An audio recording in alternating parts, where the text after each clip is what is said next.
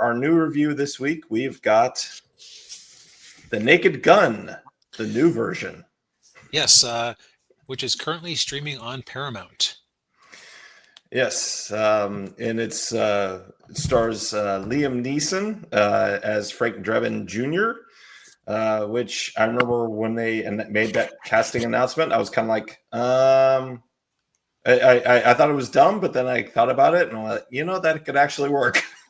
Yeah, I mean, everybody thinks of Liam Neeson from the last 20 odd years of his life where he was a comedic actor because he was a comedic actor because he had leading man gravitas that he could just whittle away at over time to get a laugh. Right. Yeah. Whereas like Liam Neeson is like the quintessential hard-nosed action movie star, so it makes sense. Yeah. Did you mean did you say Leslie Nielsen or Liam Neeson first? I said Leslie Nielsen first. I was Leslie at least Nielsen. meant to Okay, say yeah. Leslie Nielsen first, and then this is going to get confusing. Yes, well, this will probably be the last time I bring up Leslie Nielsen. Now, Yeah. I came into this with a mild bias because I watched an interesting interview on the Rubin Report with the surviving of the Zucker brothers, the people behind Airplane, Police Squad, and of course The Naked Gun. And apparently he was not consulted on this movie at all, really, or they just wanted him to give, as memory serves, because it's been many months since I watched that interview. He was kind of asked to just give a generic blessing to it, but he wasn't allowed to have any input on it. So he said no. Yeah, that's kind of like what Disney did to George Lucas. Yep, very similar, actually. Yeah. Now, so I was kind of resistant to watch it, but then a coworker of mine who doesn't really watch movies was talking about how funny he thought this was. So that got my attention. Yeah. And I'd heard some decent reviews for it, so I thought, well, we might as well give it a watch. So the movie starts off very much in the vein of a Naked Gun movie with the similar humor, where you've got a bank robbery and the guy breaks into one of the bad guys breaks into a safety deposit box and steals a piece of electronic equipment called the PLOT device. Yes. And of course, then the robbery gets foiled by Frank Drebin, who's disguised as a little schoolgirl. And then, takes off the mask and just grows to Liam Neeson sized. Yeah. Which I remember that scene from the trailer. But yeah, they had the whole slapstick stuff where they're the way they're getting shot and everything, and the way Liam Neeson's doing the fight scenes. Not quite like the Taken movies, but Right. It's the Taken movies were a bit more grounded than this, but it's definitely I don't know. I could see a Keanu Reeves movie being that silly on purpose. Yeah. Oh yeah. Actually, Keanu would have been pretty good in this movie too. And then I think about it. Good fallback option. Yeah. But yeah, then we find out that of course Frank Drebin is the prototypical loose cannon cop, and he's always playing by his own rules and everything, and then but then he gets pulled off the bank robbery case and then has to investigate a traffic collision with a smart car crash, and at first Drebin thinks it's a self-ending, but the victim's sister, who is played by Pam Anderson, which is an interesting bit of casting. God, I haven't seen her in ages. No, she definitely. I think she's pushing 60 or over it at this point. Yeah. Actually, let's find out.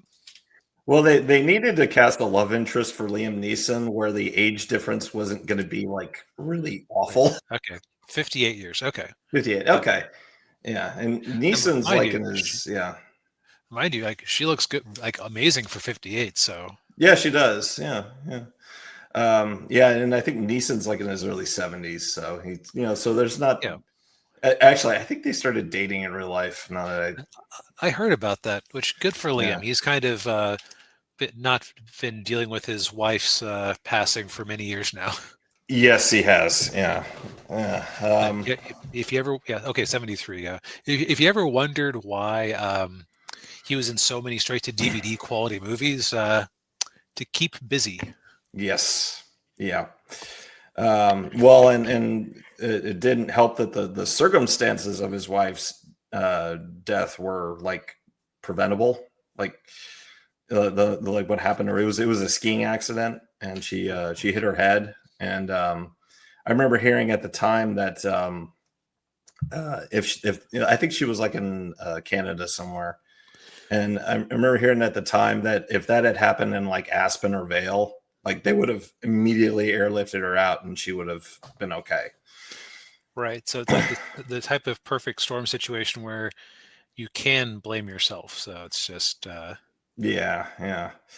But yeah, but then so as the story progresses in Naked Gun, right back on we topic. yeah, to get back on topic, we meet the movie's villain, Richard Kane, who's played by Danny Houston, who is the son of John Houston.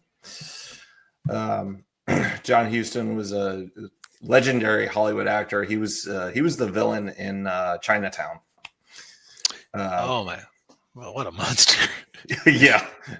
Well, the character that character No, was. no, no. Yeah. Everybody does everything that their characters do. That's the rules. So. Oh, okay. But yeah, so he's kind of like a Elon Musk type guy. He's got Right. all these like his own line of electric cars, and then he's building solar farms and everything. But his grand scheme is actually a lot like Samuel L. Jackson's character in Kingsman. Kind of a similar thing where the PLOT device it basically makes people really aggressive and start fighting each other. Then he has the whole scheme where like he and all of his rich friends will hide out in this bunker as the world ends, listening to performances by Weird Al. Who he wrote the original Die Hard theme, so it isn't too weird of a cameo. Yeah. And but yeah, then the rest of the movie is basically just it kind of plays out like the first Naked Gun, where kind of a similar Drebin's on the case, then he's off the case because he's a loose cannon, but he's still kind of on the case, and there's romantic tension with the woman tied to the case. Yeah. And he's got his partner who is played by Paul Walter Hauser, who I remember from Richard Jewell. He played Richard Jewell in Richard Jewell. It was just an Eastwood movie. He's been in a few other stuff too, a few other things too. But I will say in keeping with Naked Gun tradition, like all of the actors in this movie, for the most part, I think they're not comedic actors. They're all like serious drama actors. Well, Pamela Anderson, unintentional comedic actors. Yeah. A little gray area with her, but like for the most part, like everybody else is a serious actor. And like, they even had like CCH Pounder in there who plays his boss, and she was in like she voiced Amanda Waller on Justice League, the animated series. Okay, I thought her voice sounded familiar. Yeah, and she's been in like a lot of. She's been around for a very long time. I think she was on The Shield, although I never watched The Shield. But like I said, yeah, they're all like comedic, or they're all dramatic actors, and they play their roles straight, just like in the original Naked Gun. So I think that's what makes it work with the humor, because it's just like it's so you have this off the wall humor, but you've got people who are just like laser focused. Right, they're not winking at the camera or anything like that. Yeah, not that millennial humor, yeah. Yep. Let's see here. Now, the director of this one was Akiva Schaffer, who other things he's worked on. He was one of the writers on. Oh, is he half of Lonely Island?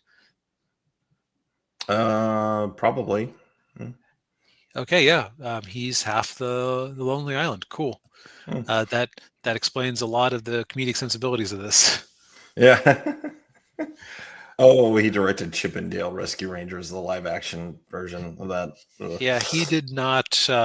He did not seem to hate this franchise like he did Chip and Dale's. Yeah. But like I'll say that the comedy has a pretty good hit rate.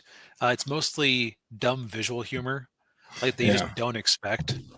Like for example, they have the car crash early on, and they have the crane there to pick it up, and the crane at the end of it has one of those claw machines, like for the plushie machines.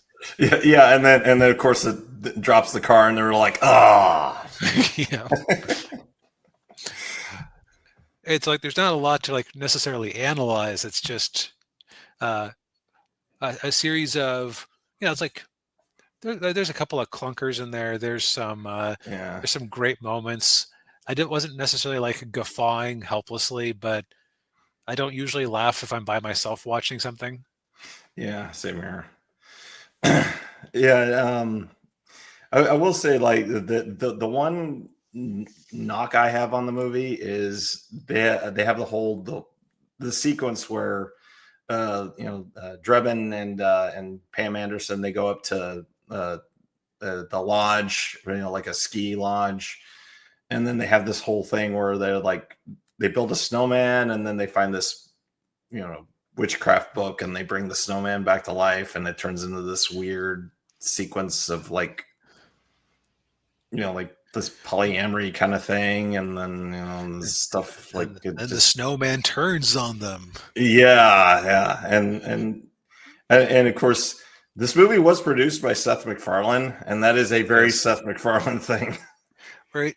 Now, in that case, I think that particular joke worked well enough for me, just because I did keep going, wait, what the hell?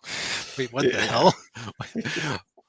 Like that's a lot of the humor in this movie is kind of like, wait, what the hell? Which is very in keeping with the original Naked Gun. That's true. Like you have an idea of how things are supposed to go, and then it doesn't. Yeah. I just thought it kind of I thought it felt a little like too much of an aside. Right. It went on a little bit long for what it was. It's very much like that. It's very much the type of humor that Family Guy ran into the ground in its middle seasons. And now, Mr. Conway Twitty, in multiple episodes, and they would just cut to an old clip of Conway Twitty singing, "He stopped loving her today." Yeah, or the guy's like, "Oh, play me after." Yep. Yeah. Right. It's very much like this joke is here for me, and if you enjoy it, that is a simple side bonus. Yeah. But there were also a couple of times where I thought they kind of violated the whole like characters aren't allowed to react to anything stupid that someone does rule. Oh yeah, there were a couple of moments in there. Yeah. Like there was a joke where you know what? I won't spoil it because that's like while it wasn't necessarily in keeping with the Naked Gun / airplane ethos, it was still a good joke. So I don't want to spoil it. Yeah. And I think overall, if you have a Paramount Plus subscription, I don't see a reason not to watch this. Yeah. Yeah, I would agree with that. Yeah. The other, yeah. I mean, I don't know that we would have necessarily loved it if we'd spent $20 to go to the theater to watch it, but yeah, I don't know if it would have been worth it to do that, but yeah. The other joke that I liked that was it's actually in the trailer, or at least the first trailer, where they're all like, they're like, there's a scene where he's like Frank Drebin's talking to his to a picture of Frank Drebin's senior, Leslie Nielsen. he's like, "Oh, hi, Dad. Can you?" And then his partner is, of course, his partner is the son of George Kennedy's character in the previous movies. Yep. And then you see all the other cops talking to the portraits of their dead dads, and then they get to O.J. Simpson, and the guy's like, "Oh, hey, Dad," and then he looks at the camera like, "Nah." The other thing I'll say is that there were a few comedy clips that I saw shared around on X that just seemed like very cringe and unfunny, and like, what the hell is this? This is a Naked Gun. Yeah, But in their context, they actually worked pretty well. yeah. So, which just goes to show that a clip taken out of context in a story that's building momentum can definitely feel different. It's like there's some jokes and scenes that you need some build up for. Right. Yeah. Yeah, I would agree there. Like there was a theory I heard once about comedy where it's like your batting average, right? Where it's like as the movie goes, every time you attempt a joke, it's like a pitch, and every time you hit, you've improved your batting average, and people are more likely to be open to your next joke. Yeah. Whereas if you swing and miss, it's like you've wasted their time, and now it's now it's just a question of, okay, are you going to get your average back up? And I'd say this has a pretty decent batting average. Yeah, I think so too. Yeah, it's certainly probably one of the best comedies that I've seen, like new comedies that I've seen in the last 5 years.